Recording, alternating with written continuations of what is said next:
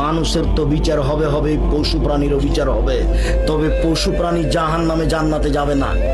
মানুষের তো বিচার হবে হবে, পশু প্রাণীরও বিচার হবে। একটা শিংওয়ালা ছাগল যদি একটা অশিংওয়ালা ছাগলকে গুতা মেরে থাকে, বিচারের মাঠে আল্লাহ অশিংওয়ালা ছাগলকে শিং দিয়ে বলবেন তুমি গুতা মেরে নাও। কাজে আপনি মাজলুম, এক জমি 7 বার বিক্রি করেছে, আপনি নিরুপায় হয়ে চোখের পানি ঝরাতে ঝরাতে চলে গেলেন, জমি দখল করতে পারলেন না। আপনি ধৈর্য ধারণ করুন, বিচার হবে হবে। সেদিন কেউ ঠেকাতে পারবে না, বিচার হবে হবে।